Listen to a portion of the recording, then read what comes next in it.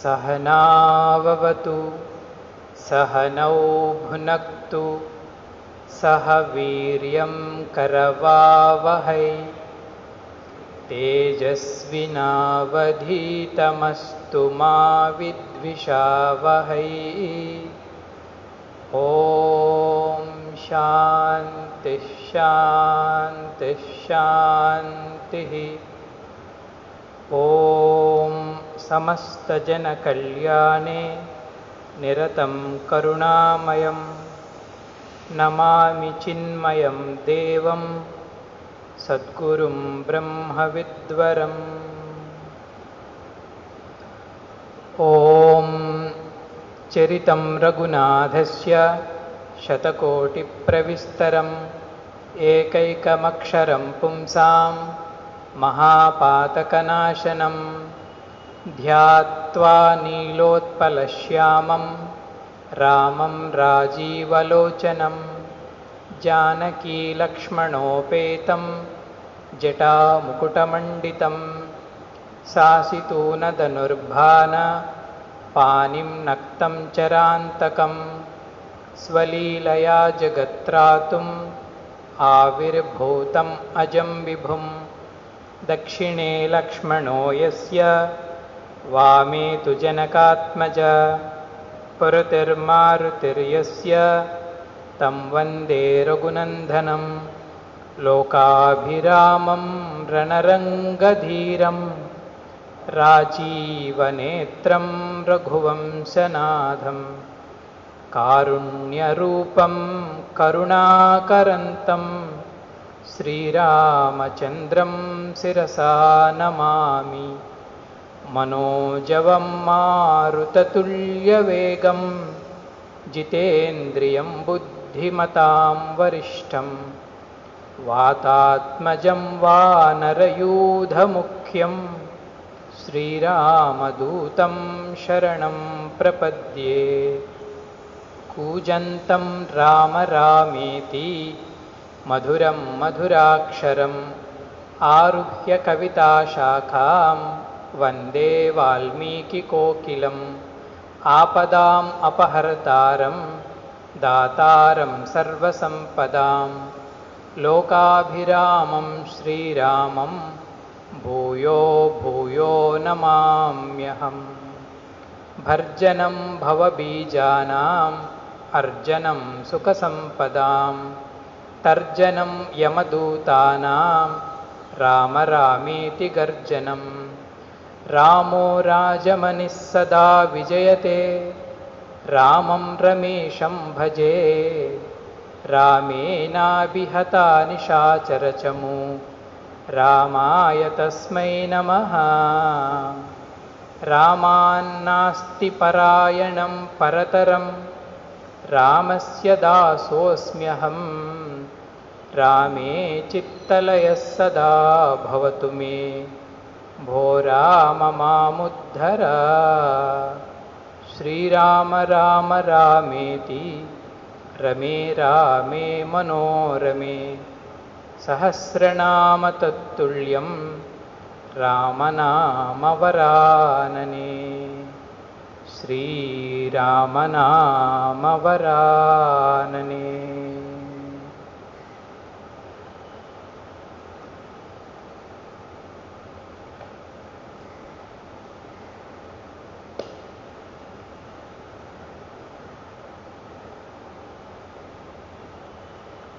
कोदंड रामा पाहि कोदंड रामा कोदंड रामा पाहि कोदंड रामा पट्टाभिरामा पाहि पट्टाभिरामा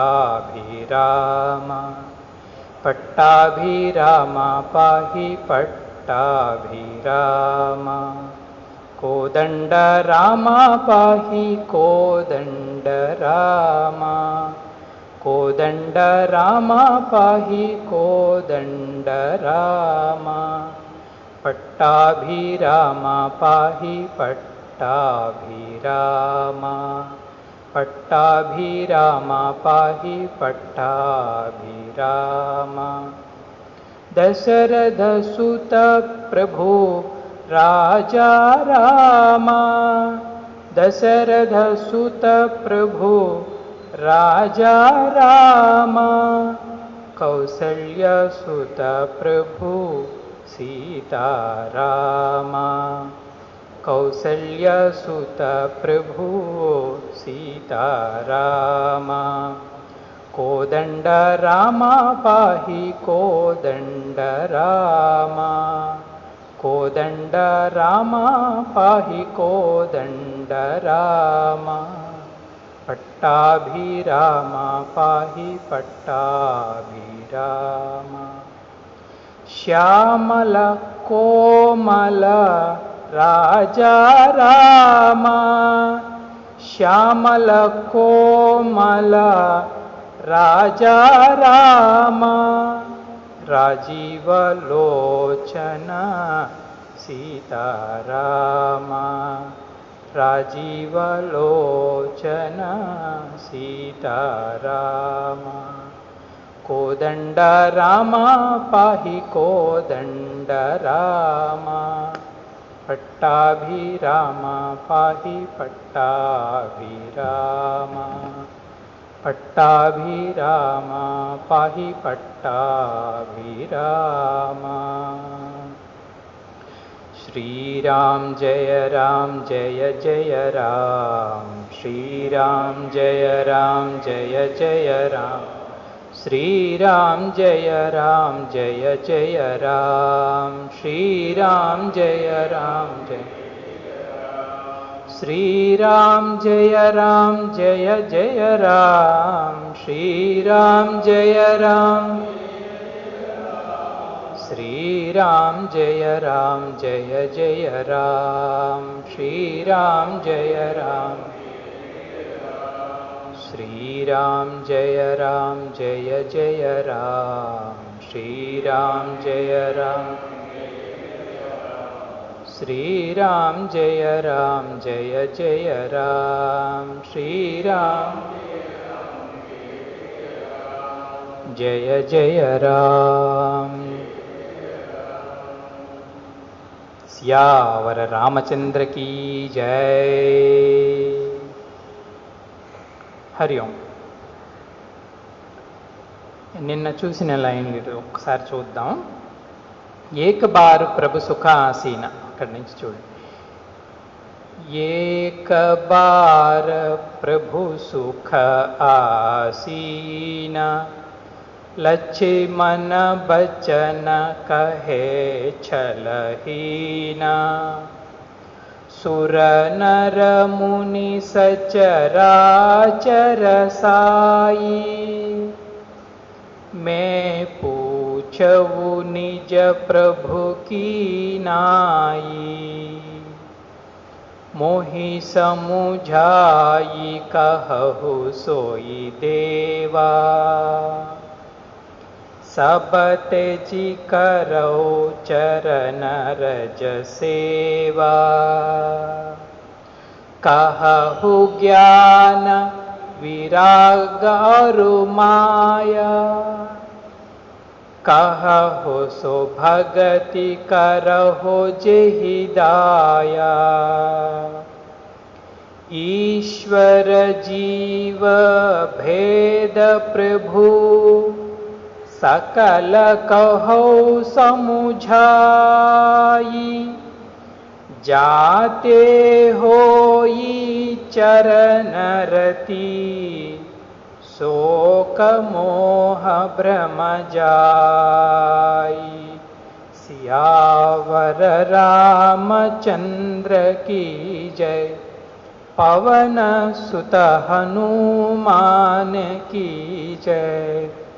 उमापति महादेव की जय। बोलो भाई सब संतन की जय। నిన్న చూసాం పంచవటిలో శ్రీరామచంద్రుడు వసించి ఉన్నప్పుడు సుఖంగా ఆసీనంగా కూర్చున్నప్పుడు లక్ష్మణుడు రాముల వారిని అప్రోచ్ అవ్వడం జరుగుతుంది అన్నమాట. ఇందులో చాలా మంచి లక్షణాలు ఉన్నాయి. అంటే మనం గురువుని అప్రోచ్ అయినప్పుడు ఎటువంటి యాటిట్యూడ్ మనం పెట్టుకోవాలి, ఎలాంటి అంతరంగాన్ని మనం కలిగి ఉండాలి. ఎప్పుడైనా చూడండి, ఏ రిలేషన్ అయినా సరే, తండ్రి కొడుకు కావచ్చు, భార్య భర్త కావచ్చు, రాజు సేవకుడు కావచ్చు, మన తాలూకా రిలేషను మనం ఎలాంటి యాటిట్యూడ్ భావం మనస్సులో పెట్టుకుంటామో మన రిలేషన్కి అంత పవిత్రత అయినా రావచ్చు, బ్రేక్ అయినా అయిపోవచ్చు. అటువంటిది ఇప్పుడు లక్ష్మణుడు గురువుని అప్రోచ్ అవ్వబోతున్నాడు. ఇంకా గురు శిష్య సంబంధం అనేది పరాకాష్ట. మన సాంప్రదాయంలో పరంపరగా వస్తున్న ఏకైక సంబంధం గురు శిష్య పరంపర సంబంధం. ఎప్పుడు బ్రేక్ కాల. ఎప్పుడు ప్రారంభమైంది ఏంటి అంటే సదాశివ సమారంభం అంటారు. సాక్షాత్తు శివుడు మొదటి గురువు. సదాశివ సమారంభం శంకరాచార్య మధ్యమాం. భగవత్పాదులు శంకరాచార్యులు దాన్ని ఇంకా ఎక్కువ ఉన్నతిని తీసుకు. సదాశివ సమారంభం శంకరాచార్య మధ్యమం అస్మదాచార్య పర్యంతం. నా గురువు గారి వరకు వచ్చింది అది. ఎక్కడ శివుడు, ఎక్కడ మనం చూడండి. శివుడు అంటే ఒక అనాది వస్తువు, ఆయనకి పుట్టుక మరణం ఏం లేవు. అస్మదాచార్య పర్యంతం అంటే మా గురువు గారి వరకు ఈ పరంపర అనేది వచ్చిందనమాట. అంటే ఎంత గొప్ప హిస్టరీ ఉందో. ఈ కనెక్టివిటీని కాపాడుతున్నది ఎవరండి అంటే గురువు శిష్యుడు. ఈ శిష్యుడు మళ్ళా గురువు, మళ్ళా గురువు శిష్యుడు, మళ్ళా గురువు శిష్యుడు, పరంపర అలాగా సాగుతూ ఉందన్నమాట. కాబట్టి గురువు గారిని మనం చేరినప్పుడు ఎలాంటి యాటిట్యూడ్, ఎటువంటి అంతఃకరణ భావం ఉండాలో లక్ష్మణుడి తాలూకా లక్షణాలను బట్టి మనం చూడాలి. మొట్టమొదటి లక్షణం ఏంటండి అంటే మనకి జ్ఞానం తెలుసుకోవాలి అన్న కుతూహలం ఏదైతే ఉంటుందో అది జెన్యూన్గా ఉండాలి. జెన్యూన్గా ఉండడం అంటే మనకి జ్ఞాన సముపార్జన కోసమే మనకి ప్రశ్న రావాలి తప్పించి దానికి ఇంకొక అల్టీరియర్ మోటివ్ ఏమీ ఉండకూడదు అనమాట. దానికి నెగిటివ్ ట్రాక్స్ ఏమీ ఉండకూడదు. శుద్ధ అంతఃకరణ శిష్యుడికి ఏంటండి అంటే ఆయనకు స్పష్టంగా భగవత్ సంబంధిత జ్ఞానం తెలుసుకోవాలని. అందుకే ఇక్కడ చెప్తున్నారు కహహు లక్ష్మణ చలహీన అంటాడు. చలం లేదంట లక్ష్మణుడి తాలూకు అంతఃకరణలు. ఒకటి శిష్యుడి తాలూకు ఒక లక్షణం, కపటం ఉండకూడదు అంతఃకరణలు. జ్ఞాన సముపార్జన అంటే జ్ఞాన సముపార్జన. అటువంటి లక్ష్మణుడు స్వామిని ఎలా ఉన్నప్పుడు అప్రోచ్ అయి ఉన్నాడంట. ఏకపారు ప్రభు సుఖ ఆసీన. ఒకసారి రాముడు సుఖంగా కూర్చున్నాడంట. అంటే మన ప్రశ్న మనకు ఉండడం సగభాగం.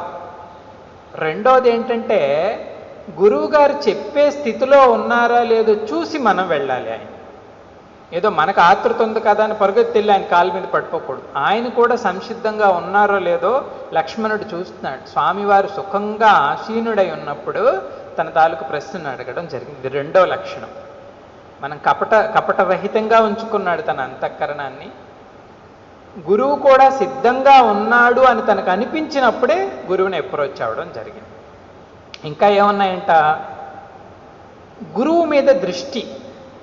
గురువుని ఏ దృష్టితో చూస్తున్నాడో తరువాత లైన్ చెప్తుంది. సుర నరముని సచరాచర సాయి. శ్రీరామచంద్రుడు లక్ష్మణుడు ఈ విధంగా అడ్రస్ చేస్తున్నాడు అనమాట. రాముడు అంటే నా అన్న అని, హే భ్రాత, హే అన్న నాకు ఈ జ్ఞానం చెప్పు, నాకు ఈ డౌట్ ఉందని అడగల. హే ప్రభు. సాయి అంటే సమస్త జగానికి అధిష్టానంగా ఉన్న వస్తువు. ఎవరెవరికంట? సుర నర ముని, అందరికీ సమిష్టంగా ఆధారంగా ఉన్నదంటే సాక్షాత్తు గురుషు ఈశ్వర భావన. నిన్న చూసాం మనం. అది ఉత్కృష్టమైన శిష్య లక్షణం. ఒక శిష్యుడు బాగా మెచ్యూర్డ్గా ఉన్నాడంటే ఆయన దృష్టిలో గురువుకి భగవంతుడికి వ్యత్యాసం ఉండదన్నమాట. మామూలు మనం నిన్న చెప్పినట్టు చదువుకున్నట్టే గురు బ్రహ్మ గురు విష్ణుర్ గురుర్దేవో మహేశ్వర గురు సాక్షాత్ పరబ్రహ్మ. సాక్షాత్ అంటే గురువే నాకు దైవం. అటువంటి భావన కలిగి ఉన్నాడు లక్ష్మణుడు. తరువాత మే పూచం, స్వామి నేను ఒకటి అడగాలి అనుకుంటున్నాను అన్నాడు. అంటూ ఏం చెప్తున్నాడంటే, మీరు నాకెవరండి అంటే నిజ ప్రభుకి నాయి, మిమ్మల్ని నా స్వామిగా గుర్తిస్తున్నాను అన్నాడు అన్నమాట. ఇది మరొక లక్షణం. అంటే ఏదో క్యాజువల్గా తీసుకోకుండా నాకు స్వామిగా, నాకు నాథుడిగా, అంటే నాకు మాస్టర్గా, మాటపరంగా కాదు, నాకు మాస్టర్గా మిమ్మల్ని గుర్తించాను అంటే మీకు ఇంక నేను దాసుడి కింద లెక్క అన్నమాట. ప్రభువుగా గుర్తించాడు గురువు. నాకు మాస్టర్గా మిమ్మల్ని గుర్తిస్తున్నాను, మిమ్మల్ని మీ వైపు నేను చూస్తున్నాను చెబుతూ, ఈ లక్ష్మణుడిలో ఉన్న మరొక క్వాలిఫికేషన్ ఏంటంటే శ్రీరాముడు చంద్రుని యొక్క చరణరజ సేవ లక్ష్మణుడి తాలూకా ప్రధానమైన క్వాలిఫికేషన్. మనం చూడండి, గురుకులాలకు వెళ్ళినప్పుడు నేను ఆఫీసర్నా, లేకపోతే నేను పెద్ద గవర్నమెంట్ పదవిలో ఉన్నానా, లేకపోతే కోటీశ్వరుడినా, ఇవేమీ పనిచేయమా. మనం అనుకోవచ్చు వాళ్ళని ఇంప్రెస్ చేస్తామేమో అని, కానీ ఇవేమీ ఇంప్రెస్ చేయము. గురువుని ఇంప్రెస్ చేసేది ఏంటండి అంటే మనకు నిజంగా కుతూహలం ఉందో లేదో చూస్తాడు ఆయన. మనం అడిగే పద్ధతిలోనే తెలిసిపోతుంది. గురువు అంటే సర్వజ్ఞుడని చెప్తారు, ఆయనకు ఆ మాత్రం మన మనసులో ఉన్న భావం తెలీదా? మనకైనా తెలిసిపోతుంది. ఎవరైనా వచ్చి ఏదైనా అడిగినప్పుడు వీళ్ళు ఏ మోటివ్తో అడుగుతున్నారో మనం కొంచెం గుర్తుపట్టగలం. కాబట్టి గురు చరణ సేవ రజం అంటే లక్ష్మణుడి తాలూకా స్థానాన్ని ఎక్కడ ఉంచుకున్నాడంటే గురు పాదాల దగ్గరే ఉంచుకున్నాడు. ఆయన లైఫ్లో మనం చూసాం కూడా, ఇదంతా నిన్న మనం చెప్పుకున్నాం. ఇటువంటి మంచి లక్షణాలు కలిగిన లక్ష్మణుడు స్వామిని 5 ప్రశ్నలు అడగడం జరిగింది. ఏంటండి 5 ప్రశ్నలు అండి అంటే, కహహు జ్ఞాన, స్వామి చెప్పండి. మొదటిది జ్ఞానం అంటే ఏంటి, ఒక ప్రశ్న. విరాగ, వైరాగ్యం అంటే ఏంటి, 2. మాయ గురించి చెప్పండి, మాయ అంటే ఏంటో, 3. నెక్స్ట్ కహహు సో భగతి, భక్తి అంటే ఏంటో చెప్పండి. ఇది 4. జ్ఞానం, వైరాగ్యం, మాయ, భక్తి. ఆఖరిది 5వది ఏంటండి అంటే ఈశ్వర జీవ భేదం, జీవుడికి ఈశ్వరుడికి ఉన్న భేదం ఏంటి, ఇవి చెప్పండి అంటూ ఒక్క ప్రశ్న అడుగుతాడు. ఏంటి అంటే సకల కహో సముజాయి. సకల కహో సముజాయి అంటే 5 మళ్ళీ రాముడు ఏంటి చూడండి, మన పిల్లల క్వశ్చన్లో అంటారు ఆన్సర్ ఎనీ 2, ఆన్సర్ ఎనీ 3 కాదంట, సకల కహో, నాకు అన్నిటికీ సమాధానం. నాకు ఈ 5 మీద డౌట్ ఉంది, ఈ 5కి సంబంధించిన అజ్ఞానం నాకు పోవాలి. జ్ఞానం అంటే తెలియాలి, వైరాగ్యం అంటే తెలియాలి, మాయ అంటే తెలియాలి, భక్తి అంటే తెలియాలి, ఈశ్వరుడికి జీవానికి భేదం కూడా. సకలం ఆన్సర్ ఆల్ 5, సకల కహు. అది కూడా ఎలాగ కావాలని అడుగుతున్నాడు చూడండి లక్ష్మణుడు. శిష్య లక్షణం అంటే ఇది. సముజాయి అంటే నాకు అర్థమైనట్టు చెప్పండి అని అడిగాడు. కొంతమంది గురువులు మనం చూస్తాం, వాళ్ళ టెంపోలో వాళ్ళు వెళ్ళిపోతారు. వాళ్ళ టెంపోలో వాళ్ళు వెళ్ళిపోతే శిష్యుడు ఇంకెక్కడే ఉంటాడు, వీడి టెంపోలో వీడు ఉంటాడు, వీడు ఆడుకోవడం పాడుకోవడంతో అయిపోతుంది కదా. శిష్యుడికి ఎలా అర్థమవుతుందో గురువు పసిగట్టి వాడికి అర్థమైనట్టు చెప్పాలి. వాడికి అర్థమైన ఉపమానమో లేకపోతే వాడికి అర్థమైన ఎగ్జాంపుల్ ఇచ్చినో ఏదో వాడి లైఫ్కి సంబంధించిందో అంటే వాడి స్థాయి వరకు వచ్చి చెప్పాలి. అంతే తప్ప ఈయన నేను బ్రహ్మజ్ఞాని, నేను తత్వనిష్ఠుడిని అనుకుని ఈయన టెంపోలో ఈయన వెళ్ళిపోయాడు అనుకోండి, వీడు మిస్ అయిపోతాడు ఎక్కడ. కాబట్టి లక్ష్మణుడు ఆ జాగ్రత్త కూడా, అన్న స్వామి ఈ జాగ్రత్త కూడా తీసుకోవాలంట. కొంచెం నాకు అర్థమైనట్టు చెప్పండి అంటున్నాడు. అన్నిటికీ ఆన్సర్ కావాలి, ఒక కండిషను. 2వ కండిషన్ ఏంటండి అంటే నాకు అర్థం అవ్వాలి, నాకు అర్థమైనట్టు చెప్పండి అన్నాడు అనమాట. అయితే మామూలుగా మనం అనుకుంటాము భగవంతుడిని అడగవలసిన ప్రశ్నలా అండి ఇవి. మామూలుగా ఏదో ఆపాత జ్ఞానం అంటే ఏదో మనకు తెలిసి, వైరాగ్యం అంటే, మాయ అంటే, భక్తి అంటే, జీవుడు ఈశ్వరుడు అంటే ఏదో 4 మాటలు విన్నాం కదా. శ్రీరామచంద్రుడిని లక్ష్మణుడు ఎందుకు అడగవలసి వచ్చింది అంటే చూడండి, లక్ష్మణుడి తాలూకా మెచ్యూరిటీ స్వామివారు చెప్తారు ఇక్కడ. జ్ఞానము అంటే దానికి పరిభాష చాలా ఎలాబరేటెడ్గా ఉంది.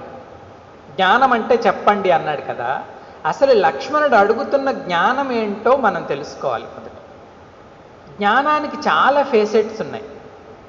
ఉదాహరణకు చూడండి, ఒకరు అక్షరాస్యులు అనుకోండి. అక్షరాస్యులు అంటే లిటరేట్.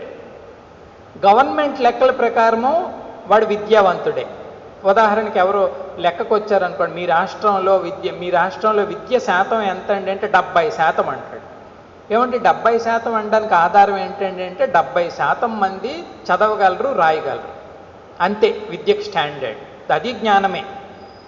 చదవడం వచ్చు, రాయడం వచ్చు అంటే వాడికి చదువు వచ్చినట్టు లెక్క. ఇది కూడా జ్ఞానమే. అయ్యో దానిదేముందండి, అది సామాన్యంగా చాలామందికి వచ్చేది కదా అండి. దానికన్నా కొంచెం మెచ్యూరిటీ ఏంటంటే లిటరసీ అనే పదం వాడుతాం దీనికి, చదవడము. దానికన్నా కొంచెం మెచ్యూర్డ్గా ఉన్న పదం ఏంటంటే ఎడ్యుకేషన్ అంటాం. ఎడ్యుకేషన్ అంటే విద్య. అక్షరాస్యత అనేది కొంచెం చిన్న స్థాయి జ్ఞానంలో, విద్య అనేది కొంచెం పెద్ద స్థాయి. విద్య అనేది ఏంటంటామండి అంటే పర్టికులర్గా ఒక శాఖలో ప్రావీణ్యతను సంపాదిస్తే ఆయన విద్యావంతుడురా అంటాం కదండి. ఒక వ్యక్తి ఫర్ ఎగ్జాంపుల్ మ్యాథమెటిక్స్లో ప్రొఫెసర్ అనుకోండి, ఆయన విద్యావంతుడు, ఆయన సామాన్యుడు కాదు. అక్షరాస్యుడు వెళ్ళే కేటగిరీలోకి ప్రొఫెసర్ని పెట్టలేంగా. ఆయన విద్యావంతుడు అంటే పర్టికులర్గా ఆ శాఖలో ఆయన చాలా ప్రావీణ్యం. ఈయన ఘనాపాటిరా అంటారు. ఈయన ఘనాపాటే మామూలుగా చాంటింగ్ చేసేవాళ్ళం మనము. ఘనాపాటి అంటే ఆయనకి మంచి పాండిత్యం, నిష్ఠ, జ్ఞానం అని, విద్యావంతుడు. ఈయనకన్నా మెచ్యూర్. అయితే ఆయనకు కూడా చిన్న లిమిటేషన్ ఉందండి. ఆయన మ్యాథమెటిక్స్లో ప్రొఫెసరే కావచ్చు గాక కదండి, ఎకనామిక్స్లో 6వ తరగతి పిల్లోడి ప్రశ్నకి ఆయనకి సమాధానం తెలియదు. ఏమంటే ఆయనకు టచ్లో లేదు, ఆయన సబ్జెక్టే కాదు. సో ఆయనకి కూడా ఒక బౌండరీ వచ్చేసి, ఇంత పెద్ద ప్రొఫెసర్ అయినప్పటికీ కూడా ఆయన కూడా చిన్న బౌండరీలోనే ఉన్నాడు, విద్యావంతుడు. ఇంకా ఈ రెండింటికన్నా గొప్ప వాళ్ళు ఎవరండి అంటే మేధావులు అని కొందరు ఉంటారు. మేధావులు అంటే ఏంటంటే వాళ్ళు ఏ సబ్జెక్ట్నైనా నిశితంగా పరిశీలించి ఒక మంచి కంక్లూషన్కి వస్తారు. ఏ సబ్జెక్ట్ అయినా పెట్టండి, ఏ ప్రాబ్లం అయినా, అంటే ప్రాక్టికల్గా ఒక ప్రాబ్లం ఉందనుకోండి, ప్రాక్టికల్గా ఒక ప్రాబ్లం ఉన్నప్పుడు మనం గాబరా పడతాం. ప్రాబ్లం ఉన్నప్పుడు గాబరా పడతాం. మనందరితో మామూలుగా ఉంటే అందరమే మేధావులమే. అది కాదు మేధ అంటే సమస్య ఉన్నప్పుడు పరిష్కారం కరెక్ట్గా ఎవడు చెప్తాడు వాడు మేధావి. వాళ్ళు గొప్పవాళ్ళు, విద్యావంతుల కన్నా గొప్పవాళ్ళు మేధావి. చూడండి జ్ఞానం అంటే ఎన్ని రకాలుగా ఉంది. ఇది గొప్పవాళ్ళ లక్షణం. ఇంకా కొన్ని మంచి లక్షణాలు ఉన్నాయి జ్ఞానానికి. కొంతమందికి కామన్ సెన్స్ ఉంటుంది. వాడికి చదువేమీ అవసరంలే, పల్లెటూరులో బయటైనా కావచ్చు వాడు, కానీ వాడి common sense excellent. Common sense అంటే ఏంటండి, ఎక్కడ ఏది మాట్లాడాలో కరెక్ట్గా కొలిచినట్టు మాట్లాడతాడు. కామన్ సెన్స్ అంటే అది మనం అనుకుంటాం. స్వామి వివేకానందని అడిగారంటే కామన్ సెన్స్కి మీరు డెఫినేషన్ ఇవ్వండి అని. స్వామి వివేకానంద దానికి డెఫినేషన్ ఇచ్చారంటే common sense is the thing which cannot see commonly అంటాడు. కామన్ సెన్స్ కామన్గా ఎవరికీ ఉండదు. ఏది మాట్లాడకూడదో అది మాట్లాడతాం, ఎక్కడికి వెళ్ళకూడదో అక్కడికి వెళ్తాం, ఎవరి దగ్గర ఎలా ఉండకూడదో అలా ఉంటాం. కానీ కొంతమందికి మాత్రం అది ఒక ఆర్ట్. వాళ్ళు పసికడతారు, సిచ్యువేషన్ పసికట్టి అక్కడికక్కడ అలా స్పందిస్తారనమాట. ఆ చతురత ఉంటుంది వాళ్ళకి. ఆంజనేయ స్వామికి ఆ గుణం ఉంది. ఆంజనేయ స్వామి గుణవంతుడు, విద్యావంతుడు, ఇవన్నీ ఆయన యాడ్జెక్ట్స్ అయినప్పటికీ కూడా చతురత కూడా బెస్ట్ అంటారు ఆంజనేయ. అందుకే మహామేధావి ఆయన, చాలా తెలివైన వాడు. చూడండి సీతమ్మ వారి దగ్గరికి వెళ్ళినప్పుడు ఇంత రూపంతో వెళ్తాడు ఆయన. ఎందుకంటే ఆమె సాక్షాత్తు జగజ్జనని. నేను ఇంత వేలర్ని సముద్ర లంఘనం చేశానని భయంకరంగా ఏం వెళ్ళలా, నిజంగా చేశాడు. సముద్ర లంఘనం చేశాడు, రాక్షసులను చంపాడు, మహాబలుడే అయినప్పటికీ కూడా అమ్మవారి దగ్గరికి వెళ్ళినప్పుడు మాత్రం చిన్న రూపంలో వెళ్తాడు. సూక్ష్మ రూపధరి సీహది కావాడు. కొంచెం ఆ ఘట్టమైంది, సీతా హనుమత్ సంవాదం అయిన తర్వాత లంకలోకి ఎంటర్ అవుతాడు. భీమరూపధరి అసుర సంహారి, రూపం మార్చేశాడు ఆయన. అసురులకు మాత్రం కాలుడిలాగా తయారయ్యాడు, భయపడ్డాడు. రావణ రాజ్యంలో మొట్టమొదటిసారిగా భయం సృష్టించింది ఎవరండి అంటే హనుమంతుడి. అంతవరకు భయం లేదు వాళ్ళకి. రావణాసురుడికి భయం లేదు, ఆయన రాజ్యంలో ఆయన ఫాలోవర్స్కి భయం లేదు. యథేచ్ఛగా విహరించేవారు. అష్టదిక్పాలకులు ఆయన సేవ చేయడము, పంచభూతాలు ఆయన సేవ చేయడం, ఆయన ఏదంటే అది కావడం. ఎప్పుడైతే హనుమంతుడు ఎంటర్ అయి ఉన్నాడో లంకలో, వాళ్ళకి భయం అనేది ఫస్ట్ టైం టేస్ట్ చేశారు, వాళ్ళు రుచి చూశారు. దీనికి తులసి రామాయణంలో ఒక ఎగ్జాంపుల్ చెప్తారు. సుందరకాండలో ఈ ఘట్టం అవుతుంది కదండి. హనుమంతుడు వెళ్ళడం, ఆ వనాన్నంతటినీ నాశనం చేయడం, లంకను కాల్చేయడం, ఒక రావణాసురుడు ఒక కొడుకును కూడా చంపేస్తాడు, అక్షయ్ కుమారుడు అని ఒక కొడుకును కూడా చంపుతాడు. వాళ్ళందరూ భయంగా ఉంటారు లంకావాసులందరూ. ఈ ఘట్టమైంది, ఈయన వచ్చేసాడు, తర్వాత వీళ్ళందరూ ఇటు రావడం, ఇదంతా జరుగుతుంది. ఇక లాస్ట్ ఛాన్స్, ఒక ఛాన్స్ ఇస్తాడు రావణాసురుడికి శ్రీరామచంద్రుడు. ఏంటంటే ఆ ఛాన్స్ అంటే అంగదుడిని పంపిస్తాడు. అంగదా, నువ్వు పోయి రాయబారం చెయ్యి రావణ, ఇప్పటికైనా సరే, ఇప్పుడైనా సరే, అంటే రేపటితో యుద్ధం ప్రారంభం అవుతుంది, ఇప్పుడైనా సరే సీతాదేవిని తీసుకొచ్చి నాకు సరెండర్ చేసేసి శరణం అంటే యుద్ధం క్యాన్సిల్, మేము ఇటు వెళ్ళిపోతాం, వాళ్ళు ఇటు వెళ్ళిపోతాం అని అంగదుడిని లంకలోకి పంపిస్తాడు. ఇది యాక్చువల్. అంగదుడు లంకలో ఎంటర్ అయ్యాడు రావణాసురుడికి చెప్పడానికి. అంగదుడు లంకా నగరంలో ఎంటర్ అయినప్పటి నుంచి కూడా లంకా నగరంలో అందరూ కూడా, అరే ఈ కోతులన్నీ ఒకేలాగా ఉంటాయి కదండి, వాళ్ళకి తెలియదు హనుమంతుడు ఎవరో. అదే కోతి మళ్ళా వచ్చిందని అందరూ ఊరొదులు పరుగుపట్టడం ప్రారంభించారండి. అంటే వాళ్ళకి ఆల్రెడీ భయాన్ని సృష్టించాడు హనుమంతుడు. ఆ చతురత ఉందన్నమాట. అది కూడా జ్ఞానంలో ఒక ప్రత్యేకమైన ఆస్పెక్ట్. సో ఈ విధంగా జ్ఞానం అనేది అనేక శాఖలుగా ఫరిడి వెళుతుంది, అనేక రకాలుగా. వేదాంత జ్ఞానం అంటారు కొందరు, సెక్యులర్ నాలెడ్జ్ అంటారు కొందరు, వీళ్ళంటే వాళ్ళకి పడదు, వాళ్ళంటే వీళ్ళకి పడదు, మేమే గొప్ప అని వాళ్ళు అంటారు. ఇదిగో ఇవన్నీ లాజిక్లు, మేమే గొప్ప అని వీళ్ళు ఇవన్నీ లాజిక్ చూపిస్తాం. కానీ మరి లక్ష్మణుడు స్వామి నాకు జ్ఞానం అంటే చెప్పు అన్నాడు కదా. ఏ జ్ఞానం గురించి అడుగుతున్నాడండి? ఏ జ్ఞానం గురించి అండి అంటే దీనికి ఒక చిన్న ఎగ్జాంపుల్తో చెప్పుకుందాం. ఒక స్వీట్ ఉందనుకోండి, దాన్ని జాంగీర్తో చేస్తాం, జాంగీర్ దాని పేరు. ఇంకొకటేమో రసగుల్లా అని, ఇంకొకటేదో జిలేబీ అని చేశారు, ఇంకొకటేదో బూరెలు అని చేశారు. ఇవన్నీ వేరు వేరు స్వీట్లు, అన్నిటికీ కూడా రుచులు వేరుగానే ఉంటాయండి. జహాంగీర్ ఉన్నట్టుగా జిలేబీ ఉండదు, జిలేబీ ఉన్నట్టుగా రసగుల్లా ఉండదు, అన్నీ వేరే కదండి. అన్నీ స్వీట్లు అయినప్పటికీ అన్నీ వేరే. కానీ వీటన్నింటిలో కామన్గా ఉండేది, అది లేకపోతే వీటికి ఉనికి లేనిది ఒక పదార్థం ఉంటుంది. అదేంటండి అంటే చక్కెర కదండి. చక్కెర లేనిదే స్వీట్ అనే దానికి ఉనికే ఉండదు. కానీ అది మాత్రం ఒకే వస్తువు.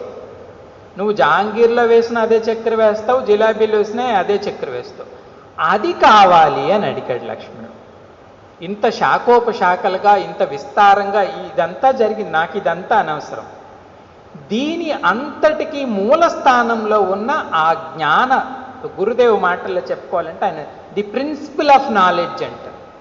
ప్రిన్సిపల్ ఆఫ్ నాలెడ్జ్ అంటే మనం ఆలోచించడానికి, ఈ విధమైన శక్తిని పొందడానికి దీని అంతటికీ మూల కేంద్రం ఏది?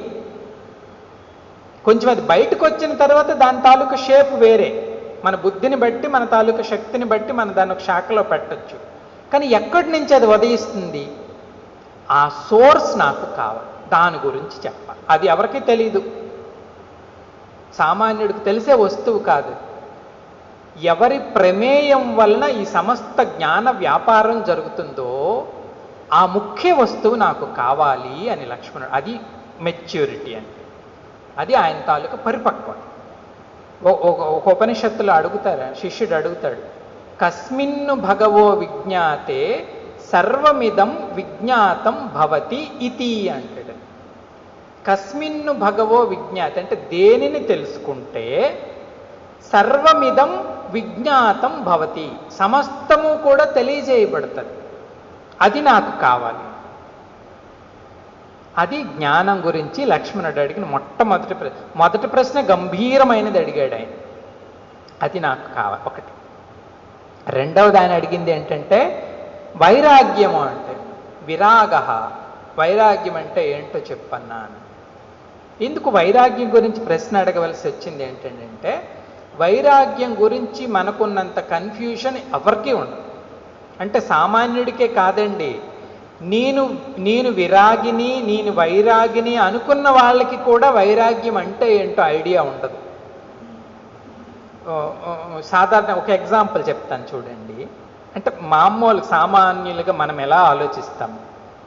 ఒక వ్యక్తి సన్యాసం తీసుకున్నాడు అనుకో, ఎవరో ఒక వ్యక్తి మనకు తెలిసిన వ్యక్తి సన్యాసం తీసుకొని కొన్నాళ్ళు ఉండి ఏదో ఎదురుపడ్డాడు. మనం సాధారణంగా ప్రజల్లో 90% ప్రజలు ఏమడుగుతారు తెలుసా అండి? ఇంట్లో ఏం సమస్య వచ్చిందండి మీరు సన్యాసం తీసుకున్నారండి? మీ ఇంట్లో ఉన్న ప్రాబ్లం ఏమొచ్చింది సన్యాసం అంటే? మా కామన్గా పబ్లిక్కి దానిలో ఉన్న ఇంపోర్ట్ తెలియదు. అంటే ఏదో ఇంట్లో ప్రాబ్లం వచ్చిందేమో, ఇదంతా ఎందుకని వదిలేసి ఆ వైరాగ్యం వచ్చేసింది ఇంకా సన్యాసానికి వెళ్ళిపోయాడు అనుకుంటాం మనం. కొన్ని కాన్సెప్ట్స్ మీద మనకి క్లారిటీ ఉండదు. జనపదంలో ఏముంటుందో పామర జనం ఏమనుకుంటారో ఇంకా అదే అదే దానికి ఒక రూఢి ఇచ్చిస్తాం మనం. వైరాగ్యం గురించి చాలా కన్ఫ్యూషన్ ఉంటుంది అనమాట. అంటే సన్యాసం తీసుకున్నాడని వైరాగ్యం. కొంతమంది వైరాగ్యం అనుకున్న వాళ్ళు కూడా ఏమనుకుంటారంటే హార్ట్లెస్నెస్ ఏమో వైరాగ్యం అనుకుంటారు. అంటే దేనికి స్పందించరు. అవతల వాళ్ళు కష్టం కలిగిన ఏమంటారంటే ప్రారంధం కోసం అలాగ అయిందిలేండి, దానికి ఒక పెద్ద చర్చ ఎందుకు అనేస్తారు. ఈ హార్ట్లో ఏమి స్పందన రాదు, ఇంకా క్లోజ్ చేసేస్తారు, రాయిలాగా చేసేసుకుంటారు. ఎమోషన్స్ ఉంటే తప్పేమో అనుకుంటారు. ఎమోషన్స్ అంటే ఇప్పుడు మనకి ఎమోషన్స్ ఉంటాయి, ఏదో వచ్చినప్పుడు కొన్ని ఇష్టపడతాము, కొన్ని ఇష్టపడము. ఈ ఏమైనా నేను ఇష్టపడ్డానంటే నా వైరాగ్య వ్రతం చెడిపోతుందేమో. చూసారా? అందుకు లక్ష్మణుడు స్పష్టంగా నాకు కావాలి అంటారు. వైరాగ్యం అంటే మనం అనుకున్నట్టు వైరాగ్యం ఇటువంటి నెగిటివ్ షేడ్ కాదండి. వైరాగ్యం అనేది భగవంతుడి దగ్గర ఉండే ఒక సిరి, ఒక లక్ష్మి.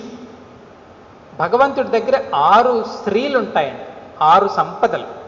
ఎవరి దగ్గర? మన దగ్గర, నరుడి దగ్గర కాదు, స్వామి దగ్గర, భగవంతుడి దగ్గర.